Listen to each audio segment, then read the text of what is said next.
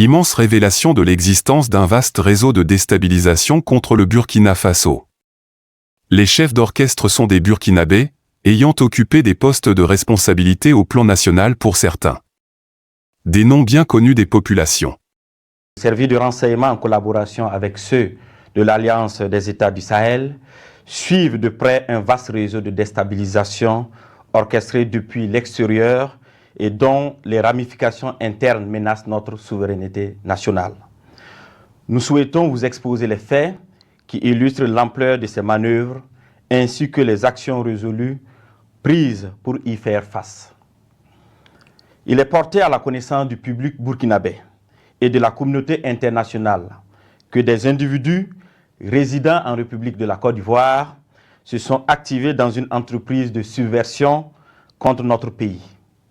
Ces acteurs du chaos, appuyés par certains services de renseignement de puissance occidentale, sont constitués aussi bien de civils de divers profils que des militaires et anciens militaires ayant quitté le territoire national pour participer à des opérations de propagande et de déstabilisation.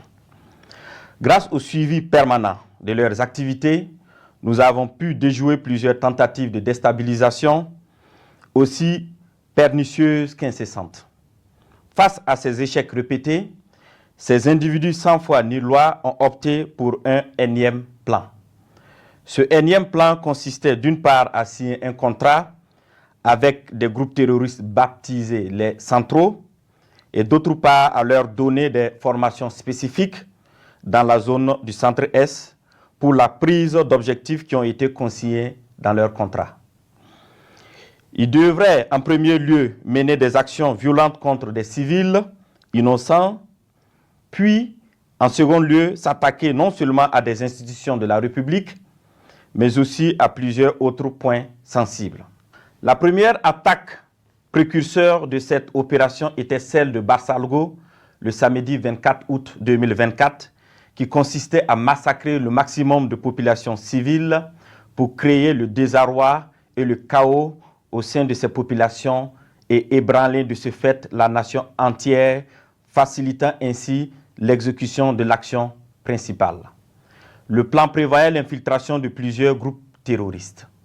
Le premier groupe, chargé de mener l'action principale à partir du 29 août 2024, était composé de 150 terroristes venus du centre-est. Ils devraient se diriger vers la zone de Sapui, puis remonter sur Ouagadougou en vue de prendre le palais présidentiel à Koulouba. Le deuxième groupe devrait attaquer la base de drones militaires pour empêcher toute riposte de nos forces. Le troisième groupe, venu du territoire ivoirien, avait pour objectif de mener des attaques dans la zone de Mangodara pour disperser nos forces combattantes. D'autres groupes devraient cibler l'aéroport pour bloquer tout renfort extérieur, notamment la pose de tout aéronef ami.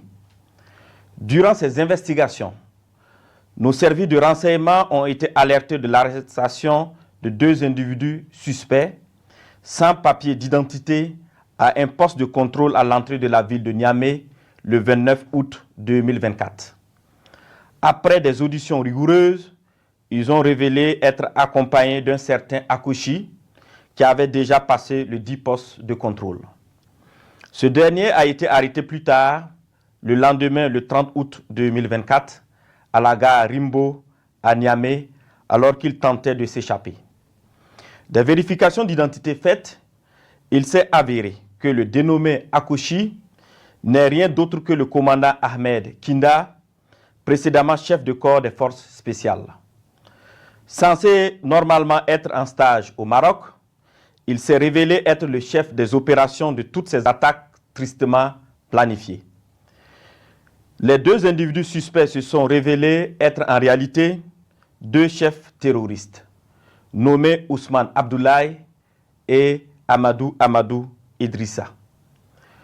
Toutes ces arrestations ont permis de dénouer une grande partie du complot et de mieux comprendre les manœuvres visant à déstabiliser notre nation. Ils ont été transférés plus tard au Burkina Faso. Une opération spéciale antiterroriste a été dès lors immédiatement lancée en lien avec ces projets de déstabilisation.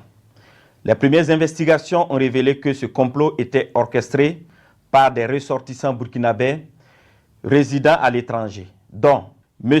Aziz Diallo, ancien maire et député de Dori, travaillant actuellement en Centrafrique au compte d'un organisme international.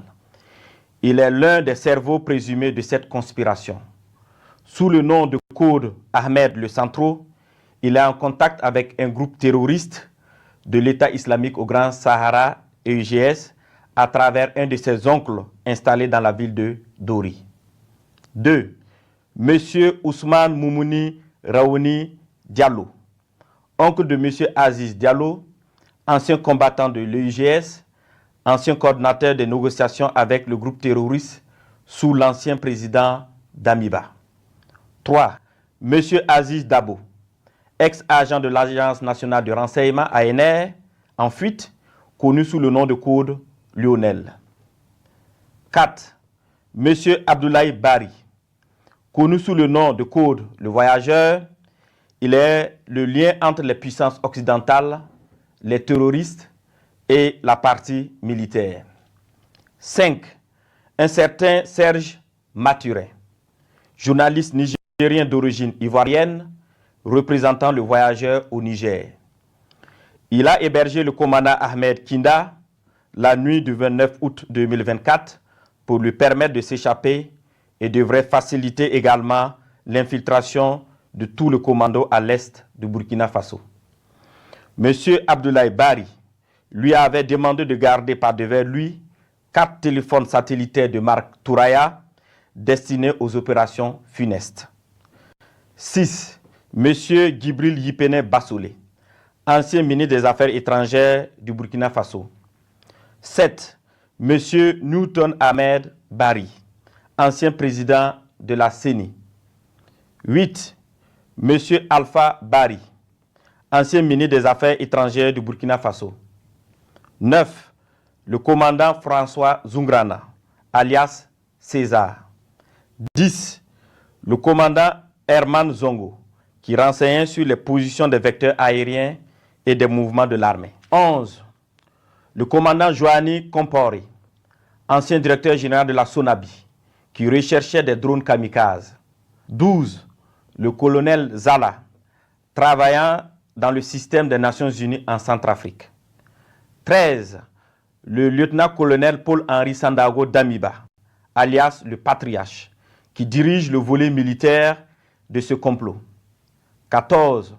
Le lieutenant-colonel D. Romeo Woba, alias Rodriguez, qui est le chef du centre des opérations à Accra. 15.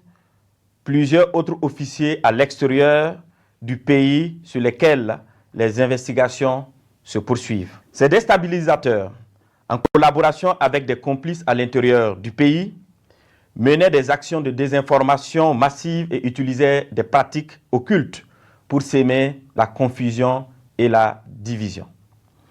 Plusieurs marabouts ont été consultés par M. Abdoulaye Bari, alias le Voyageur, qui s'est fait aider par le sergent-chef Tendano, alias Taylor, ancien élément des forces spéciales qui sera arrêté plus tard par nos services de renseignement. Ce dernier donnait des renseignements à l'ennemi et avait en charge de recruter des éléments pour les opérations de déstabilisation. Il a en outre pris contact avec son père, marabout très connu dans la zone de Bogandé, afin qu'il travaille à ce que les infiltrations des terroristes se passent très bien. Suite à l'arrestation du commandant Ahmed Kinda, alias Akoshi, et des 2 chefs terroristes, il avait été convenu dans un premier temps de ne pas divulguer l'information pour permettre ainsi nos services de découvrir toute l'étendue du réseau. Les communications interceptées ont révélé l'implication de plusieurs opérateurs économiques dans le complot. Des enregistrements de ces communications seront bientôt diffusés au public dans les prochains jours. D'autres leaders de la société civile participant aux échanges via un groupe WhatsApp dénommé IB Dégage sont également impliqués dans cette vaste entreprise. La plupart des réunions de planification se menaient au Ghana, dans le quartier Ashimota, à l'hôtel Jidi Lodge à Accra. Certaines autres réunions se menaient à Tamale, en présence de M. Abdoulaye Bari, alias le voyageur, et du lieutenant-colonel D. Romeo Woba, alias Rodriguez. Dans un second temps, il avait été convenu que le commandant Ahmed Kinda, alias Akouchi, le sergent-chef Tendano, alias Taylor, et les deux chefs terroristes, accompagnés de l'une de nos équipes, montrent le site de stockage de leurs équipements et de leurs matériels divers. Ce lieu, sous la garde des terroristes à la solde du commandant, a été localisé non loin de la ville de Tenkodogo. Une fois sur place, ceux-ci ont tenté de s'échapper, mais des échanges de tirs sont suivis, au cours desquels ils ont été neutralisés en sus de plusieurs autres terroristes. Les autres déstabilisateurs, loin d'abandonner leur funeste entreprise, ont décidé de peaufiner un nouveau plan lors d'une réunion qui doit se tenir normalement au Nigeria le 27 septembre 2024. Il s'agira pour eux de recruter de nouveaux terroristes, en sus de recruter 500 mercenaires en provenance d'un pays européen pour des attaques à grande échelle à Ouagadougou visant à semer la terreur.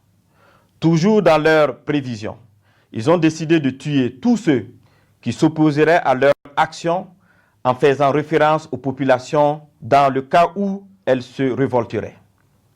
Ainsi, pour préserver leurs familles et leurs proches de toutes les représailles des populations contre eux, ils ont décidé que chacun d'eux exfiltre sa famille et ses proches avant le début de leur opération. Grâce aux informations recueillies, nous avons pu identifier les participants prévus à cette réunion de coordination à venir au Nigeria, parmi lesquels devraient figurer 1. Le commandant Ahmed Kinda, alias Akouchi. 2. M. Abdoulaye Bari, alias le voyageur. 3. L'ancien DG adjoint de l'ANR, radié des cadres des forces armées nationales, M. Ouedraogo Sekou. Le lieutenant-colonel D. Romeo Woba, alias Rodriguez, ainsi que des personnes issues de ce pays frère qu'est le Nigeria, qui sont impliqués dans cette sinistre entreprise. Tous devraient faire jonction avec M. Gibril Yipene Bassolé et certains éléments des services de renseignement occidentaux. Fort de ces informations avérées et au regard de la gravité extrême de ces actes, il a été décidé de maintenir l'opération spéciale afin de neutraliser toute personne qui tenterait de semer le chaos dans notre pays. Des instructions fermes ont été données pour rétrocéder au service de renseignement burkinabé l'ensemble des dossiers initialement judiciarisés afin de reprendre les auditions. À l'endroit des familles et des proches de ces terroristes, il leur est conseillé de les dénoncer, de les dissuader de poursuivre dans cette voie destructrice et de se départir formellement de toute action subversive. À l'endroit des familles et proches de ces terroristes, il leur est conseillé de les dénoncer, de les dissuader de poursuivre dans cette voie destructrice et de se départir formellement de toute action subversive. La récréation est terminée. Je répète, la récréation est terminée.